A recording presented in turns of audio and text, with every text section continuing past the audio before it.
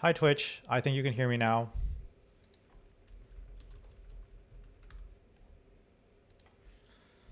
All right. So up until now, we have been sort of having lots of fun in what I would call the mathematical side of Haskell. And what do I mean by that? Functional programming is all about equations. It's about writing beautiful code that does, what you want it to right from the get-go. It's about writing code that looks like math, and everything is beautiful. Everything is great. Elegant and powerful abstractions, as the slide says. But there's a problem. And there's a problem. The problem is that if you actually want to do things in the real world, there's a whole pile of things that don't traditionally have a mathematical formalism. Oh,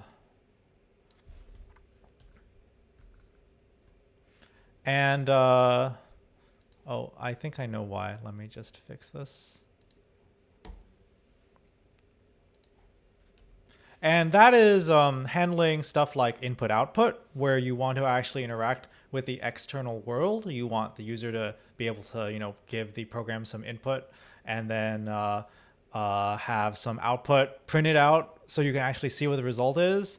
And there's other things as well that, real world programs have to deal with. For example, dealing with error recovery, dealing with concurrency. If you want to integrate with external systems, you need some sort of foreign function interface. All of these are things that you have to deal with when you are, trying to actually write real programs that are useful. And so I haven't told you at all how to do this in Haskell. And if we think a little bit about how we might go about setting things up for just the simple problem, which is like, how do I print? We've already noticed that there are some problems with what we would think of as the traditional way of doing printing. So traditionally, the way that you would be able to print and do other sorts of input-output actions in a programming language is you would just define a function, say putChar, and that would be responsible for, actually doing the printing in question. And in a normal language, this works fine. You just have functions that have side effects. But in Haskell, this is a bit questionable. Why is it a bit questionable? Well, it's because Haskell is a lazy language. So in Haskell, we don't know when things are going to get evaluated. They might get evaluated early or they might get evaluated later. And so if we just look at this program where I, say print X and then print Y, am I going to get XY? Am I going to get YX? I don't know. It depends on the evaluation order of the terms in question. Maybe I just won't get the printout at all. If you have tried using debug trace to debug your programs in Haskell, you may have noticed that, sometimes the traces show up in places you don't expect. And while sometimes I say, well, it's good to sort of understand what's going on and, you'll get used to it. In this particular case, no, this is completely unacceptable for trying to write actual programs that, want to do input output. Here's another example. So let's suppose that we put the putChars inside a list. Why you would ever do that, who knows? But in Haskell, everything is an expression. So if you have one of these side effecting functions, you can put it in a list. And so if you, for example, ask what the length of the list is, in fact, nothing will get printed out. And why is that the case? Well, it's because you don't need to look at the contents of the elements in the list to find out what its length is. You just need to walk down the spine. So none of these putChars will actually ever get evaluated. Similarly, if you ask for the head of the list, you'll only get X because the only thing you need to evaluate to find out what the head of the list is the first element. You don't need to look at putChar Y, which is later and doesn't matter. So laziness forces us to take a different, more principled approach. Indeed, it wouldn't be it wouldn't be a understatement to say that without being lazy, Haskell wouldn't have developed the way that it did, in particular with monads. Laziness forced Haskell to be pure because otherwise it's too difficult to understand what your programs do. And it forced Haskell to develop the concept of monads, which now that we're in 2022, a lot of monad-like concepts are actually showing up in other languages. but Haskell got there first because it was sort of a act of survival. Haskell as a language wouldn't work at all if you didn't come up with a solution for solving this problem, and Monads was the answer. So the tension that we are balancing, right, is that in Haskell, we love writing functional programs that define pure functions with no side effects, very easy to deal with, but the whole point of running a program is to have some sort of side effect, even if it is just run this program, print something out, and get the value in question, right? You don't want a black box which just, gets hot after you run it for a while, and otherwise you have nothing else to see. That's a very useless program. So we need to be able to do some sort of side effects to get useful programs. Before I tell you what monads are, I want to walk through a few other approaches that were bandied about as possibilities for solving this problem, but didn't work for one reason or another. And then we'll see why monads are actually such a nice solution for this problem. So one thought you might have is this concept called functional I/O. So what's the idea behind functional I/O? It says, hey, well, Haskell is really good at writing pure functions, so let's just think up of some sort of magic pure function that somehow gets called from the external universe, and the external universe deals with doing the input-output. So in the example here, I've defined main to be a function from strings to strings. And the idea is you take a string that represents the input from, say, standard input, if you're talking about a console application, and then gives you out the string that is supposed to be the standard output for the program in question. So if Haskell only supported this, you would have a hard time writing GUI applications or anything complicated, but you might have some hope of writing at least command line applications that can do useful things.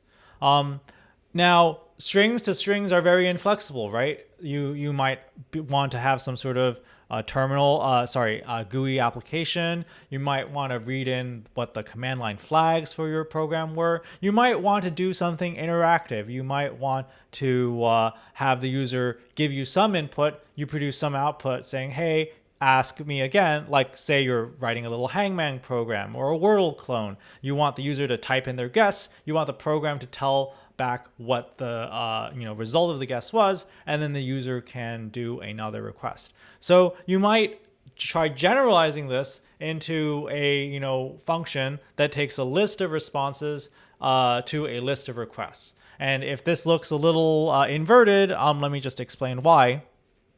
So the idea here is that what is your program? Your program is this function that at the very beginning doesn't have any data. And then the idea is when you want some data, you return out a request saying, hey, please give me, for example, what the command line flags are. And the driver, this invisible program that's surrounding your program and does all the dirty work, sees the returned request and then feeds in via the lazy stream some response that gives you the actual command line arguments. And this only works if you're in a lazy language, because you need a way to sort of incrementally produce elements of this list as you get further in the computation, and the input program needs a way of incrementally producing responses as it receives requests from the program. And as you might think, this is very, and let me just say, so what kinds of requests might you have? Well, you might have like a read file request that says, hey, give me what the contents of this file is. And then the program would get fed in hey, okay, we read the file and here is what the file contents are. And then maybe you have something for writing a file and so forth and so forth. And the intuitive idea behind this functional I/O is good. The idea is that you have this Haskell program. It's this pure program. It doesn't have side effects. And instead, the interactions with the external world are mediated via this stream of requests and responses. So this is a good idea. But if you think about how you might actually write a program to do this, well, it's pretty awkward. So for one, it's hard to extend. And why is that the case? Well, I need to define some sort of request type and sort of response type. what kinds of data types do I have in Haskell? Well, I have algebraic data types. So if I define an algebraic data type, giving a bunch of options for what kind of input output I want to do, that's going to be fine today. But tomorrow, if I hook up my nuclear submarine and it's got some entirely new set of input output ports, what am I going to do? Well, there's this request thing and I need to somehow make it extensible. And there's another problem as well, which is to actually write your program in this way, you have to very, very carefully make sure you only read out elements from the input list that you have explicitly requested for when you are outputting them. And I haven't really told you how to write lazy programs, but hopefully if you are thinking about like, oh, how would I write this program? It's not at all obvious how you would write it. And indeed, it's very difficult to write and very easy to accidentally ask for a response too early and deadlock your program because you are going to be saying, hey, give me this response. And the external runtime is going to say, well, I don't have anything for you. So you're waiting, the runtime doesn't have anything and it's waiting and you've deadlocked. There's no progress being made. So we want this idea of requests and responses, but like using lists, which we have used to good effect in a lot of situations already, it's not a good idea. And so the idea behind monadic input output, and I'm going to read the slide, sorry, is a value of type IOA is an action that, when performed, may do some input output before delivering a result of type A. So let's unpack this for a moment. So instead of this hokey dokey, my program is a bunch of it's a stream to stream function. Instead, I'm going to build up these recipes, and these recipes, called IOAs, are going to be building blocks that I can put together to basically say, hey, here are a bunch of actions that I want to do. After I do these actions, I will have some value. In this case, it's the A in this input. I'll have some value, and I can look at that value and use it to do some other things. And so I will build up this recipe, which, isn't actually going to do anything. And I'll mention this metaphor again, but this concept of this external runner will know how to actually execute these actions and do input output. I would ask for questions, but let's dig a little deeper before you tell me how you are confused. So another way. So what exactly is IOA going to be? Like, how do I model it as an action? And so now I want you to imagine something very ambitious, which is imagine that the entire universe, everything in this world, can be represented in a single type that basically represents everything in the universe. Let's call it the world. So what is a side effect? What is an input-output action? Well, that is a operation that takes in this world and produces an entirely new world with whatever change it is that you wanted to make. So it like destroys the universe and recreates it whole cloth with the new change that it wanted to make. And of course, this is not something your computer actually knows how to do. But if we're thinking about like, how the heck do I write a pure function that can have some sort of input-output side effect?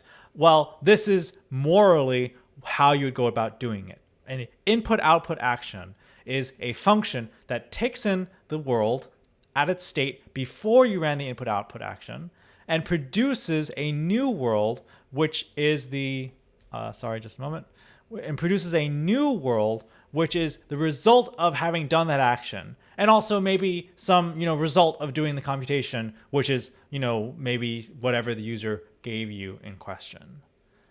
Okay, are there questions about this metaphor?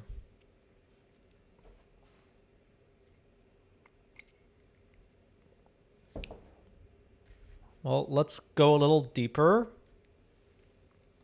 So I'm going to repeat what I said earlier. So actions are now first class values. There's a question from chat, which is, what do I mean by side effect?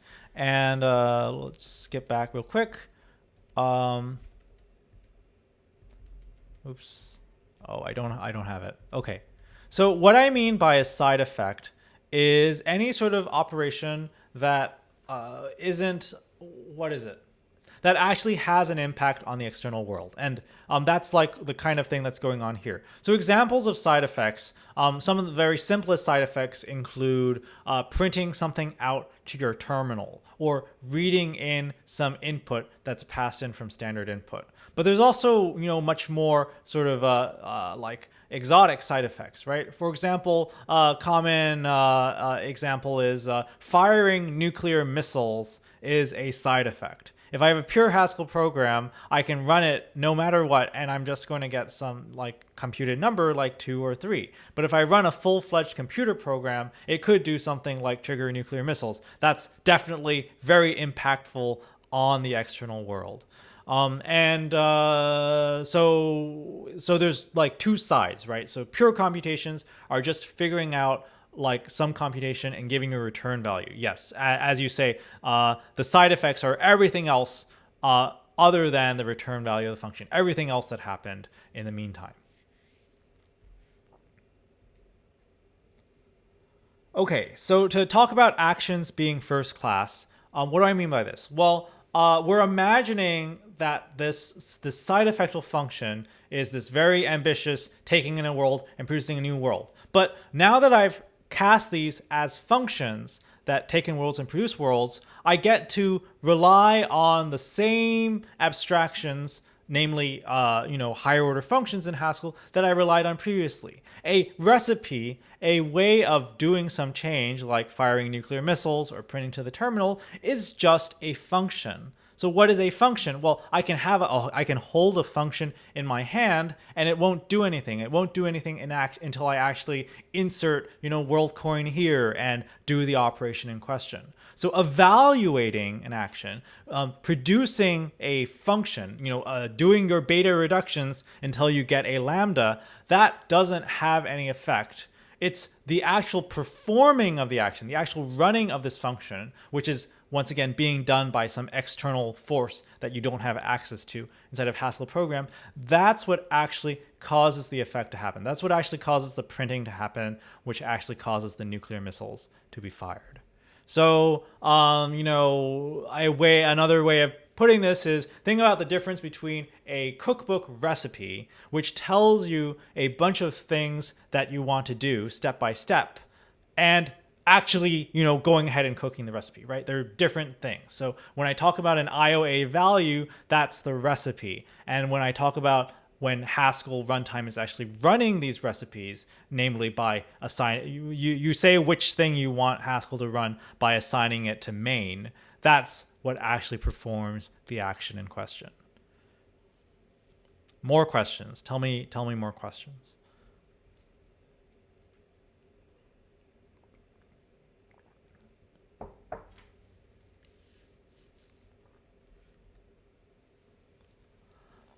Maybe some examples will help. So let's look at two concrete functions that exist in Haskell, getChar and putChar. So intuitively, getChar is a function that basically reads in an input from standard input, giving you the character that the person typed. And putChar is the reverse. You give it a character that you want to print, and it prints it out to standard output. So I've written down what the type signatures of these functions are, and getChar has the type IOChar. So let's remember what I said in the previous slide. So an IOChar means this is a recipe which, when run, produces a character as the return. And what exactly is going to be the side effect here? Well, it's going to be read in a character from the standard input, and that's how we're going to actually find the character that we're going to return in this case. putChar's signature is a char arrow IO unit. I've forgotten to say what unit is. So we define tuples using parentheses, right? So open paren int comma bool close paren was a 2 tuple that had 2 elements in it. So open paren, close paren is a 0 tuple, and that might seem kind of useless to you, but basically it's just a neutral element you can return if you don't have anything better to do. If you're in like Java or C, the unit element, that's what it's called in Haskell, corresponds to void in those languages. Although in Haskell, we tend to use void to refer to something else. So call it unit when you're working in Haskell. So back to the signature here, putChar is a function. It takes a character as input and then produces a recipe. The recipe doesn't return anything interesting. It just returns unit. You could have just made up a unit yourself without doing anything. But the recipe is going to print out that character that you passed in as an argument to that function. And as I said, to actually say what operation you want to do, you simply assign it to main. So main is a special function in Haskell. Its type is IO unit. It basically says, well, a Haskell program is simply something that does a bunch of IO input actions and then doesn't return anything, because if you wanted to say print out the result, you print it. You don't actually return it. This is crossing into the external world. The only way to interact with the external world is by input output. And so putCharX would, for example, be a valid program that you could run here. What are your questions?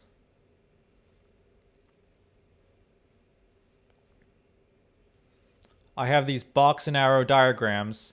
So the bold arrow is going to represent that world that's going in and coming out. And then the other arrows represent the other inputs and outputs to the functions. There's a question, which is, what is the purpose of IO before the unit? And the answer is, let's say putChar had a different type signature, namely char arrow unit. So once again, let's think about what this function does. So this is a function that takes in a character and then produces a unit. And because there's no IO in it, that's it. All it does is do a computation. We can think of one way to think about it is a function that doesn't have IO on the right-hand side is a pure function. It has no side effects. Whereas a function that has an IO on the end does have side effects. It can do extra things. So if I have a function that takes in a char and returns a unit, there's not much it can do because I said it's a pure function. So all I am doing is doing a compute that produces a unit. But unit is very boring. There's only one element of it, and that's the unit element. So really, this is a function that ignores its input and always produces a unit. So the IO here gives the opportunity for us to have extra actions in this function. It says, well, yes, the return type is really pointless, and you could have just returned it without doing anything else, but I'm also going to do some extra input output while I'm at it. And that's what the IO means here. There's another question, which is why bother annotating it in the type system as opposed to doing the same sneakiness lying that trace does? Is it just because evaluation order is difficult to reason about? That's a great question, and I'm going to answer it by flipping to the next slide. So let's imagine that we want to get a character and then put that character straight out. So we want to write some sort of echo program that takes in some input and reduces. It's cat, technically. To do that, what I want to do is I want to connect these two recipes together to form a bigger recipe. And in fact, this is exactly the reason why we also need the IO here. If I only have pure functions, if I do it in the sneaky way that trace and unsafe perform IO do it, I don't have any way of composing multiple actions together. I can only do it via, sort of hokey workarounds like, giving them to say a plus operator. That was what the example I gave here. But now that we have IO actions, I can define some operations on those IO actions, which I'm about to tell you about, which let me put smaller recipes together into bigger recipes. There's a follow-up in the chat, which is, don't we have normal function composition? And the answer is yes. But if we look at the example here, and we imagine getChar was just a char, and putChar was a char to unit, Well, in this particular case, it would kind of work okay because I could pass in the car directly to the put car, and a normal function evaluation would do something reasonable in this case. But let's imagine, for example, that I want to put car twice. I want to print an A and then print a B. How are you going to compose a car arrow unit with a car arrow unit? There's not any actual way to put these functions together because you've got a unit and you've got another unit. And then you could say, well, Ed, why don't we just come up with some magic function that can take in units and then say, okay, do this one first and then do the next one. And that's internally essentially what the combinators for putting together IO actions are going to be. So let's take a look at that right now. So to put together two recipes, I need a function that can take IO actions and put them together. And this function is called bind. It's a infix operator. It's greater than equals. You may have noticed the Haskell logo has this operator in it. That's because it's very important to Haskell. So it's sort of been canonized as part of our marketing material. And let's take a look at what this is. And remember, I said that IO actions are internally just functions. So indeed, the way we are going to compose these functions together is by normal function composition. So let's just take a look at what bind does. So bind says, give me some IO action A. So let's remember, this is a recipe. When we actually perform it, we're going to get out a value A. Then give me some function. This is a higher order function, bind's a higher order function, that given an A produces an IOB. So what is this saying? It says, hey, give me another recipe where, once I feed it in A, which is ostensibly the result of having run the first IO action, I will do some other IO action and give you a return value of type B.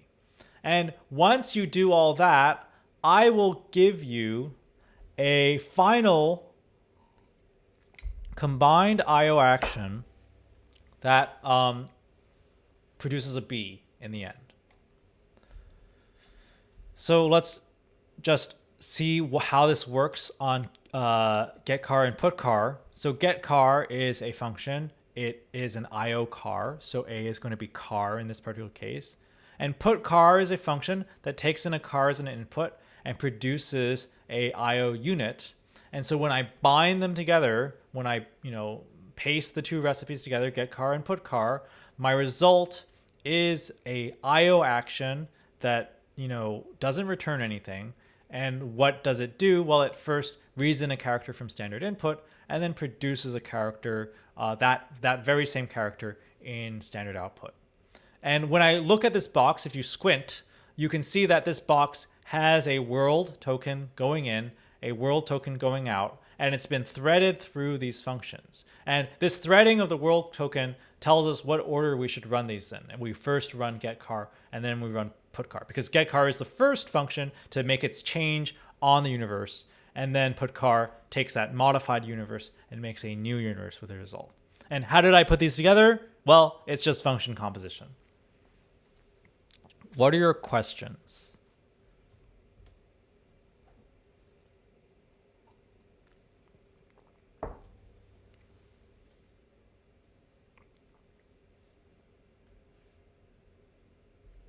Okay, so let's look at another example. And this example is, what if I want to modify my program?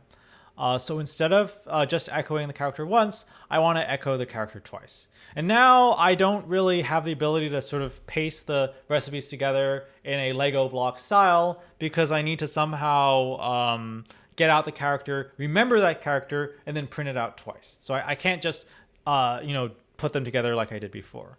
Fortunately, it's very easy to handle this case. So let's step through the code in question.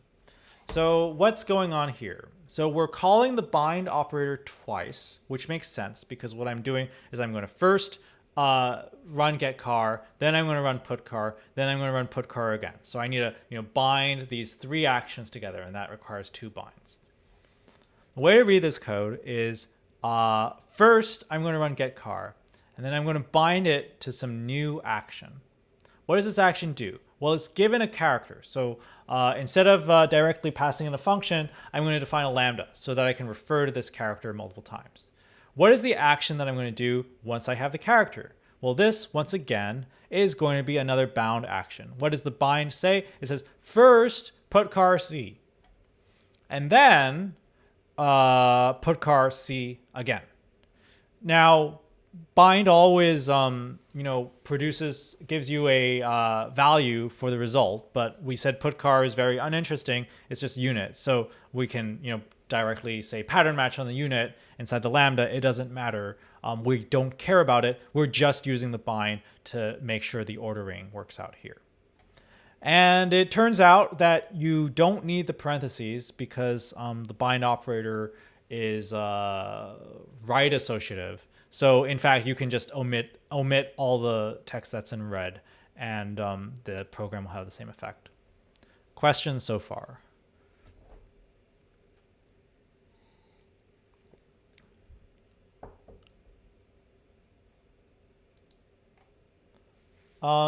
There's another combinator which is worth mentioning, the greater than combinator, and it just makes our code there look slightly better. So what the greater than combinator does is it takes in 2 IO actions, pastes them together, but it says, I don't care what the result of the first IO action is. Just give me whatever the second IO action's result is. And that's perfect for this situation where we don't care about what the put car C is. So we can see when I write the code in this very stylized form with this indentation, and I've removed all of the parentheses, it kind of looks like what I would have expected to write in an imperative language. First, I'm going to get car. That's going to produce me some C. Then I'm going to put car C, and then I'm going to put car C. At the bottom, I've said how to implement the greater than operator, and it's implemented simply by using the good old-fashioned bind operator, but throwing out whatever argument gets passed. What are your questions?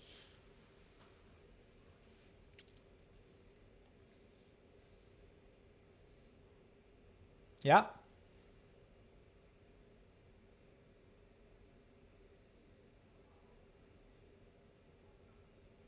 Great question. So the question is, if I don't care about IOA, why do I even bother passing it to this function in question? And the answer is, you only don't care about part of the IO action. You don't care what the return value of the computation is. In the case of put car, that's unit. But you do care about the side effect of the IOA, which in this particular case is printing the character to the string. So I want to keep the side effect. So when I compose IOA and IOB, I'm saying do this side effect, do this side effect, do the side effect IOA, do the side effect IOB, and then return whatever the computation for B was. So only part of the recipe gets discarded.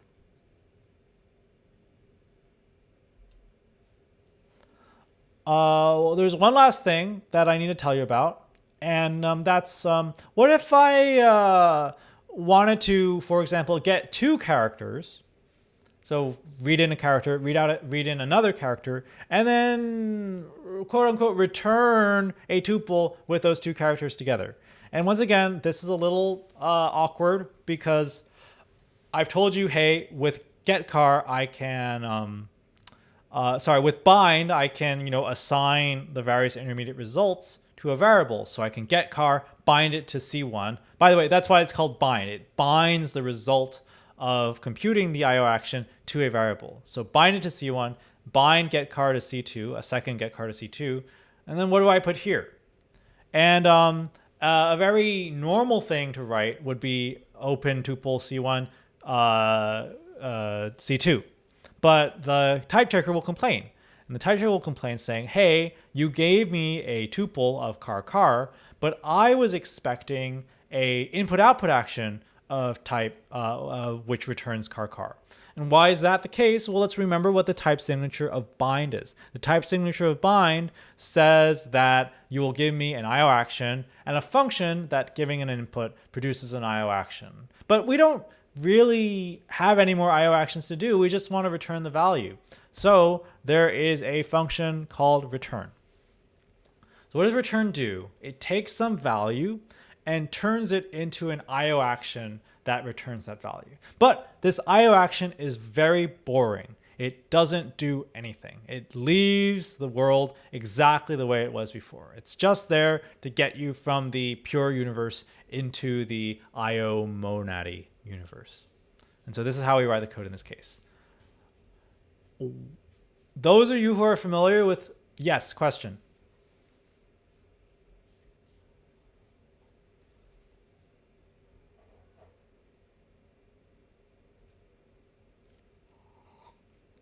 So the question is, why does this function need to return an IO car and not just a tuple car?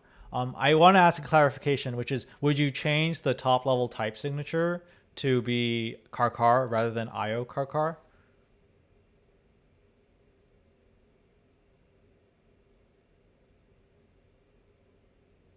Yeah. So the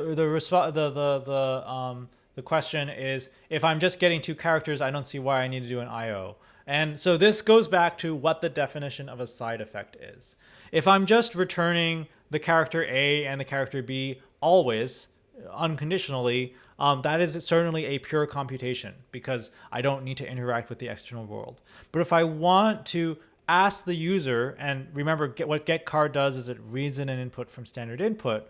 If I want to get that character from standard input, that is a side effect. It's true that I'm not actually really doing anything to the world, but the world is doing something to me, and that counts as a side effect. Another way to think about it is in Haskell, in pure functions, whenever I run functions, I always get the same result. But if I'm running getChar, I might get a different character depending on what the user sent me as an element. And so that ability to change also causes something to live in input output. It's also the reason why, if you want to say get a random number in Haskell, that is in fact going to be an input output action. Good question. There's one thing I want to say about return, which is return is not a short-circuiting operator. In any other language, return is this keyword. It's a special statement form. And when you're writing some sort of long function, you can say return to sort of get out early. Return does not do that in Haskell. In fact, many people think return was a bad name and we shouldn't have named it return. We should have named it something else like unit. But it is what it is. Return is just a good old-fashioned function. It's not a keyword, and all it does is, take one of these values and wrap it into a very boring, uninteresting IO recipe. Okay, so I want to take a brief detour and talk about something called DoNotation. So we've written this function, and it looks very similar to a imperative program, but it's not quite the same, right? Like if you were writing this code in, say, Python, in C, you'd want to say something like C1 equals getChar, C2 equals getChar, return C1, C2. That's the very normal looking code. And the code using the bind operator directly and the lambdas and the fact that it's right associative and the fact that you can put in white space wherever you want, you get something that looks very similar to a good old-fashioned imperative program, but it's not quite there. We're kind of just, abusing Haskell's infix syntax and Haskell's precedence to make it sort of look the way we want it to. So Haskell said, okay, you don't have to abuse the syntax in this way. We are going to give you some syntax sugar that lets you write what would have been this program with the explicit binds, but in a more natural imperative looking style. And that is DoNotation. So how does DoNotation work?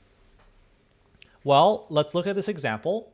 So instead of using the bind operator and instead of using lambdas, I instead write a do block I put in curly braces. In fact, the curly braces are optional. You can use white space to delimit the lines. And then instead of having lambdas and binds, whenever I want to do an operation, I just do this left arrow. So I say variable left arrow get char. And if you didn't know anything about Haskell, you could still read this code and think to yourself, oh yeah, what's going on is I run get char assigning its value to C1. I run get char assigning its value to C2, and then I return C1 and C2. Makes sense. DoNotation lets you do that. In more detail, the way DoNotation works is whenever you have one of these left-hand arrow, X arrow E, semicolon S, that desugars into a bind call, where the left-hand side of the bind is the expression that you're assigning to, and the right-hand side of the bind is a lambda expression that takes in the X, that's what you assigned, and then, does whatever the rest of the statement in question is. And there's a bunch of other things you can do in DoNotation. You don't have to use the left-hand arrow. You can just write an E, and that's just equivalent to running the IO action, throwing out the result, and then doing some other stuff. And of course, if you put an expression in a do block, that's equivalent to doing the expression by itself. So if you have an IO action and you are only doing one thing, you don't need the do block. You can just refer to it directly. Questions? What are your questions?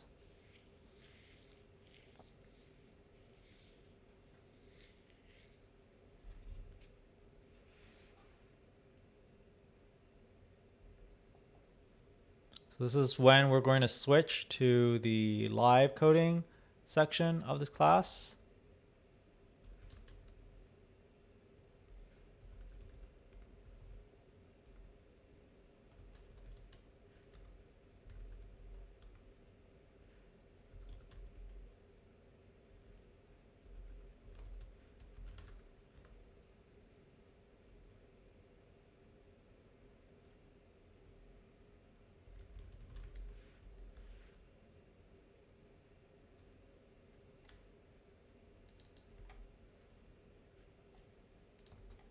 Sorry, just a moment.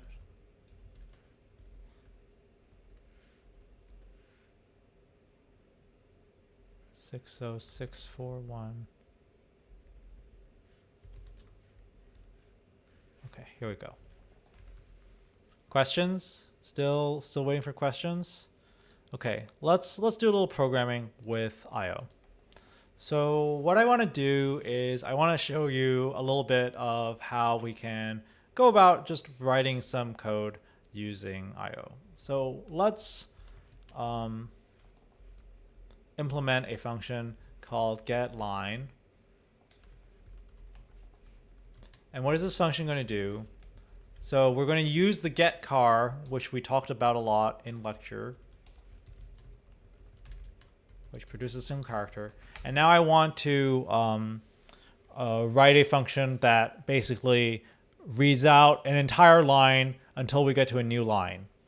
And we'll return the string that was resulting from that case. And remember, strings in Haskell are just lists of characters. So let's see how we would go about doing this. So let's start off by thinking about intuitively how we want to do this. So intuitively, what we want to do is get a character, check if the character is a new line. If it is, return, and otherwise, recursively get another character until we get to the new line and return the entire thing.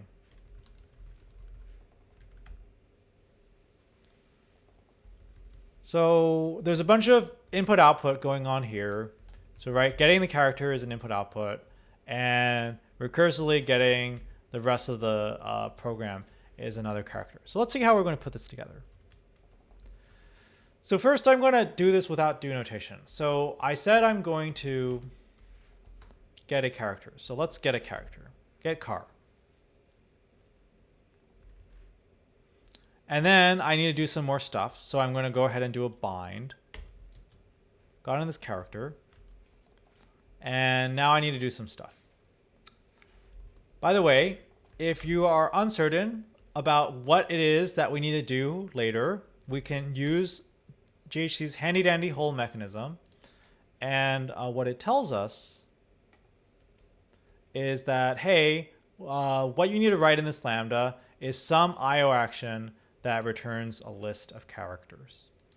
So let's go ahead and do that. So we want to check if the character is a new line. So if C is a new line character, that's how you write characters in Haskell, by the way. Character literals, you just use single ticks. Then do something else, do something else. We still need it. These still are IO cards. We still need to do something in these cases. So if C is a new line, we're done. Nothing else to do. So we just want to return an empty string in that case. And if otherwise, let's go ahead and do some recursive. So what we can do to get this going recursively is we can just say, hey, please run my GetLine again, right? And assuming that we've implemented my GetLine correctly, it is going to give us the rest of the line excluding the first character. So let's just go ahead and paste this together. So this is going to get me the rest of the character. And then all I need to do is tack on my character here. And then I've got my program.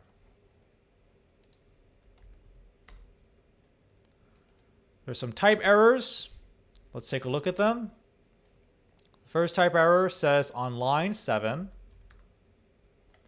couldn't match expected type list of car, couldn't match type car with list of car in expression get car in the equation for my GetLine. So why is that happening?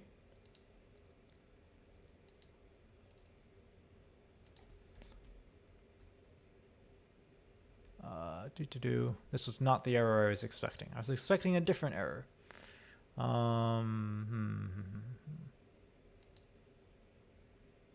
Let's ignore this error for a moment. On line 9, there's another error, which says couldn't match type list with IO. Expected type IO car, but the actual type is list of car. So what's going on here? Well, we're expecting an IO action and we didn't give you one. So what we actually need to do is we need to properly return the values in question. Let's go ahead and do that. And now it type checks. Oh, I know what the other error was. It's because colon is very loosely bound, so it was not. Okay, so we've got our program, and let's see if it works. So my GetLine, type some stuff in, do a new line, and now I actually got the return result from Haskell saying that it produced this string, exactly as we expect. Questions so far?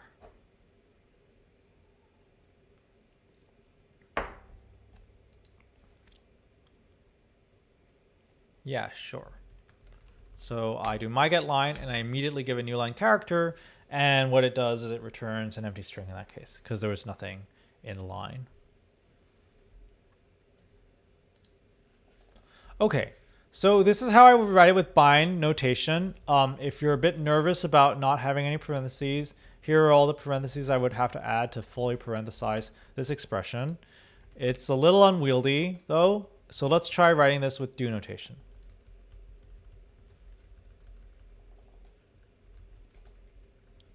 So with do notation, how does the syntax work? So I write do, and then I'm going to put some curly braces, and then I'm going to write a line per thing. So first, I want to run getChar and bind it to C. So I do that left arrow. C is going to be the result of getChar. And then I want to do this if statement. The if statement is just good old-fashioned pure code, so I can write it in the traditional way. And in the then branch, I just want to return an empty string. And here, I have another instance of running, binding things together. So this is just a good old-fashioned Haskell expression. So what Haskell is expecting to see here is just another good old-fashioned expression. So if I want to build another IO action using do notation, I have to do another do notation here. And so what I'm going to say is, once again, bind cease to the result of running my GetLine, and then return C cease. And this is equivalent to the previous program, except it's using DoNotation. Now, the notation here is not very idiomatic in Haskell, and that's because Haskellers like to actually omit the curly braces and the semicolons entirely, Python style. So you end up with this, and this also type checks. Questions? What are your questions?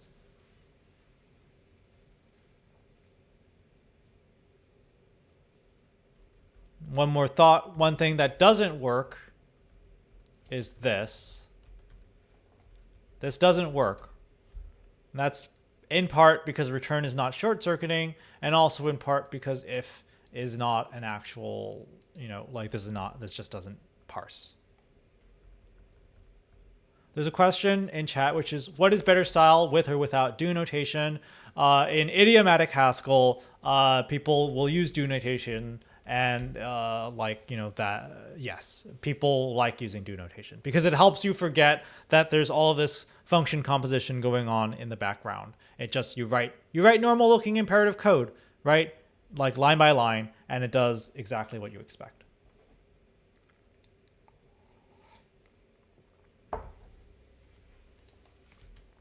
Okay. So in lecture, I harped on this fact that there's a difference between the recipe and performing the recipe. And this is actually very important because it means that in Haskell, we don't need reserved keywords or special syntax for control structures. We can make our own. So let's see an example of this in action. So in most programming languages, you get like a for loop and a while loop. And if you want something to run forever, you would typically just write, while true, blah, blah, blah. But in Haskell, we can define a dedicated combinator that runs forever. Let's call this combinator forever. What does it do? It's going to take an IO action, that is the thing that I want to keep running forever, and then produce a new IO action, which just keeps running that until the end. So this is my function. It takes an IO action, produces another IO action, and here is something that is interesting and different. I am taking in the IO action as an argument. Well, to be honest, you have seen this pattern before. When we looked at the implementation of the greater than operator, how did that work? Well, it worked by saying, well, run m, ignore the lambda result, and then run n. So how exactly do I want to run forever in this case? Well, what I want to do is I want to run m, and then I want to recursively run m forever. And this is a function that will keep calling itself to run it forever. So let's give it a try. So forever, I want to print, go to, and we see that Haskell is printing go to forever until I control C it.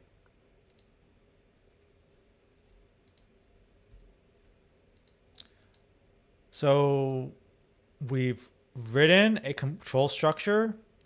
And one thing that is very important to note is if you did this in a traditional language where you wrote a forever function, if you wrote print goTo as an argument to the function, this would not do what you wanted, right? What that would do is it would immediately run the print goTo, and then forever would get it would just get nothing. It would get void, and nothing would work the correct way. And so in a normal language, you would have to write a lambda basically saying, no, please don't run this expression until I actually, pass you in. But in Haskell, that's not necessary because IO actions are just functions, and functions don't get run unless you actually get to main and something is running them. So I can use higher order functions to take IO actions and recombine them in different and interesting ways. Questions? What are your questions?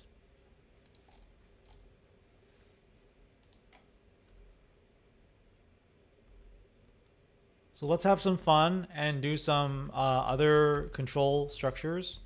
So forever is nice, but sometimes you don't want to run things forever. You just want to run it some number of times. So repeat n is a function that takes in a number, saying how many times you want to run some IO action, and then produces an IO action that is simply running that many times. So if I'm repeating 0 times, well, just don't do anything. And otherwise, well, I want to run that action once and then repeat repeat that action one last time because I've done it that many times. By the way, remember someone asked whether or not it's good style to use DoNotation or the combinators. And in this particular case, I use the combinators because I don't feel like writing all the extra line noise for the DoNotation. So this is also like the combinators are nice if you just need to paste a few things together and not like a giant program that's step by step. And so we can see that repeating hello, print hello 10 times indeed gives us hello 10 times.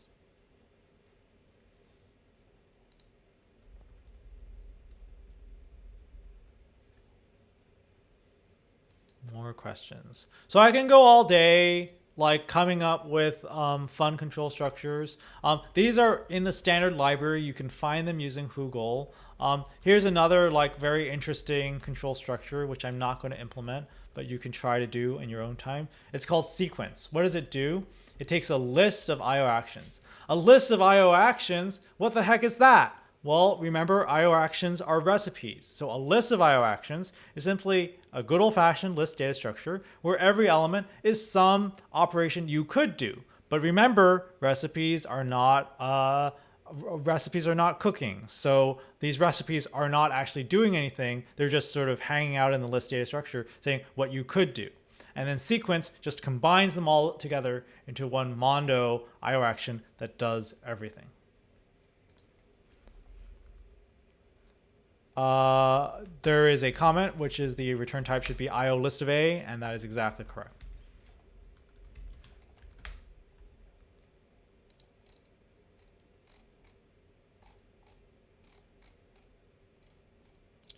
So first class actions let us write application-specific control structures. You don't have to be limited to whatever it is that your programming language gave you. You can come up with whatever you need for your use case in question. Okay, I'm going to pop back to the slides and we will come back here in a little bit.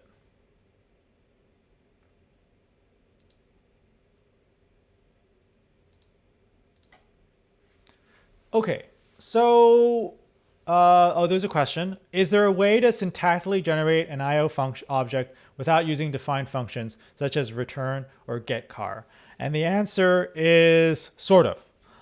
So if you're a basic Haskell user, the Haskell standard library is going to come with a bunch of IO actions, a lot of IO actions, because functions are an open universe. You can have as many modules as you want, but then as many IO actions as you want. And typically, you will just find the module that has the IO actions for the thing you want to do, and you'll use that module because it's kind of a fixed. There's only so many actions you want to do typically, and the standard library will have most of them. If you're an advanced user, you might say, well, how do I define an IO action from scratch? And you can indeed go look at the library implementations for these IO actions that you're using. And there are underlying mechanisms like the FFI and also primitive operators, which are how the IO actions are actually defined. And so if you're an advanced user, you can also go and do that. And that's very useful. For example, if you want to say talk to some database, you've got a C database library, you need to bind it to Haskell, use FFI, and FFI will produce a bunch of IO actions. This is not relevant for this class, but if you're writing Haskell for real, it's a useful thing to know. Okay, so I've talked about these IO action recipes, and I've said, in Haskell, writing some IO action doesn't actually evaluate it. It only gets evaluated when you've like composed it into some giant Mondo IO recipe for your entire program and assign that program to main. But there are a few situations where that's kind of not so convenient. Let's imagine that you want to have some global state in your application. You want to have some variable representing, say, a mutable input-output IO ref. I haven't told you what those are, but we'll see very shortly. And you want everyone to be able to access in your program. So it turns out that allocating a, actually, let me get up for a second. I need to say what IO refs are. So now that we have IO, I can tell you how to write good old-fashioned crappy code that uses mutable variables. So I said in Haskell, everything is immutable. Well, data.ioref gives you a type called ioref, which is mutable. So there are a few ways to interact with iorefs. So you can allocate a new ioref. Let's put in an ioref that has booleans. So this is an ioref. You can actually print iorefs, interestingly enough. I can read out what the value of the ioref is, and I can write a new value to the ioref, let's say false. So when I read out the ioref, now I get false. IORefs live in the IO monad, not because they are affecting the outside world. Really, IORefs are these just boxes that you allocate in your Haskell program, but because they're what is inside, what you get reading out an IORef can change over time because what is inside the IORef may change over time. And the types of these functions are kind of what you would expect. A read IORef, you give it an IORef A, and it produces A, right? And the IO, the side effect from running it in this case is, just reading out this value, which could change between things. Okay, so that's enough for IORefs. So you saw that new IORef was actually it's also an IO action. To allocate a new input-output reference, I need to run it in the monad. And so something you might very reasonably want to do is you might want to allocate a global IORef so that you can access it from wherever in your program without having to explicitly allocate it. That's not so easy to do with the IO monad. In fact, it's not possible to do. And there might be other stuff you might want to do. For example, let's say you've got some configuration variables in a file and you want to read it in and just put it in some good old-fashioned pure variables so you can use them in the rest of your program. Once again, can't do that. IO monad won't let you do that. And to work around this problem, there's a very nasty, very unsafe, very difficult to use function called unsafe perform IO. And what does this do? It takes an IO action and it gets rid of it. It so-calls unwraps an IOA into an A.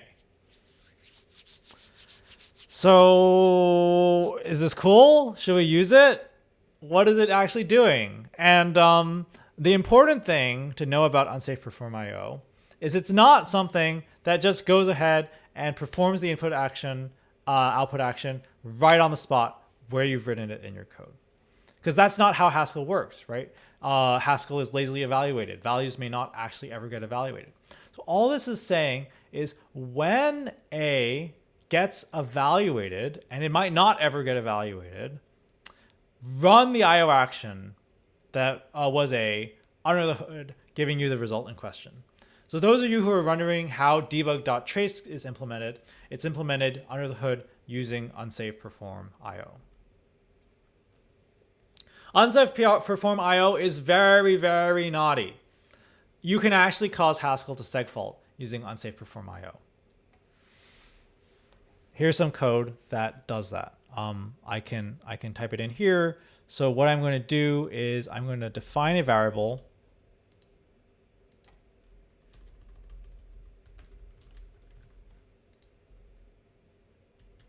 Unsafe perform IO is not in the prelude. I have to import a very naughty unsystem IO unsafe. And so to segfault, what I'm going to do is I'm going to define a variable, a global variable, but I'm going to put in one of these error things on it. And the result is I'm going to get a polymorphic IORef. So this IORef is claiming that it can work for any type A.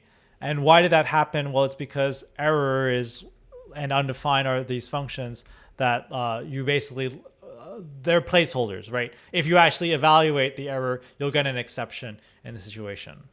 And now what I can do is I can implement a cast function. I can basically cast from an arbitrary type to some other arbitrary type by writing into the IORef and then reading it out again. Let me do a string. Not in scope. That's because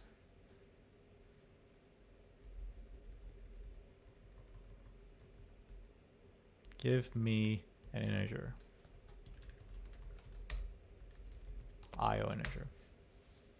And you can see that the string has gotten converted into a completely random number because I probably turned the pointer into a integer pointer in this case.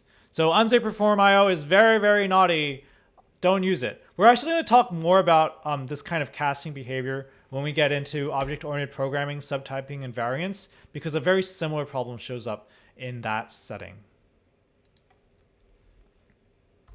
Okay, so I have 6 minutes left. Once again, any questions, I want to hear them. But to wrap up the content of this lecture, how is the IO monad implemented? So I said previously that we should think about the IO monad as a function that takes in a world and then produces another new world with the modification in question and an A. Now, if you actually try to like apply an IO action directly with some sort of, well, somehow if you got a world token, that wouldn't quite work. But that's only because IO is defined to be a data type. So it's a data type. You don't get to see the constructor. It's a hidden constructor. But on the inside, there actually is an honest to goodness function. And the world is not actually the entire world. It's just an unforgeable token that you're supposed to pass along as you go. And because IO actions are just functions, we can use all of the good old-fashioned optimizations that we're used to being able to do on functional programming. And the fact that this world token gets threaded through the functions one by one ensures that we run things in a specific order. If any of you have ever used TensorFlow, there's this thing called control edges that you can use to like get your graph to execute one thing first and then another. That's basically the world token. They've just given it a different name. So let's step back a moment and think about what this means for Haskell. So in traditional languages, you have the space of all programs, and there's no distinction made between programs that just do compute and programs that do input-output. They're all sort of mashed up into a single language, and you have no way of telling if you have a program that does one or the other.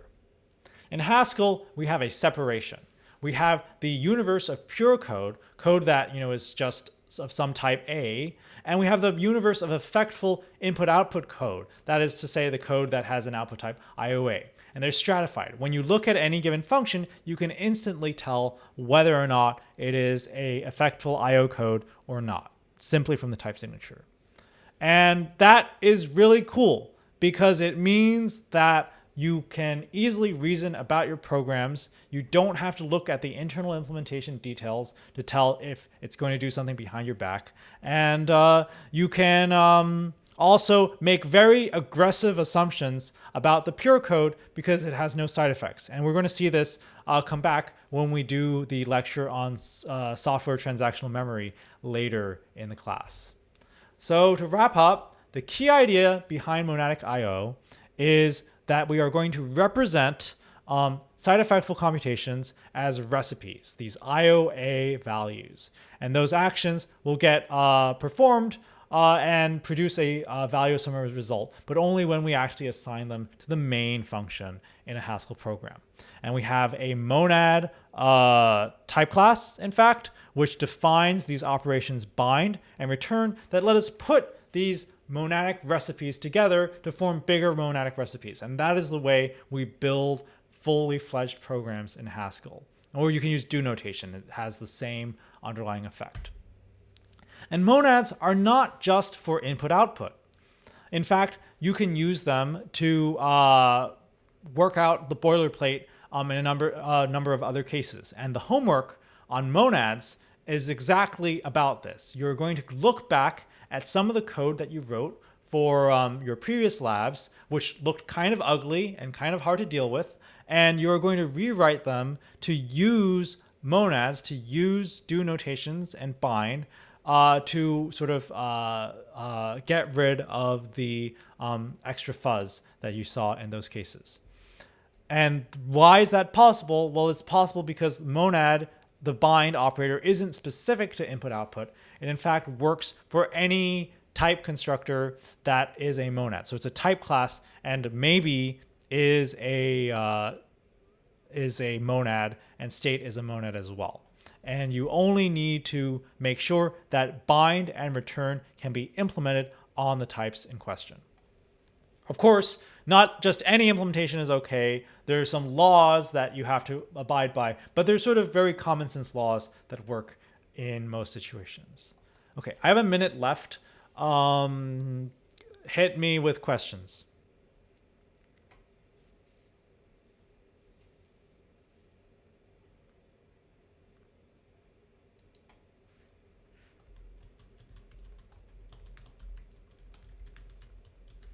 Okay, one last thing. So we had the type for bind for input output. So when I want to talk about there being a monad implementation for maybe, I'm replacing the IO with maybe.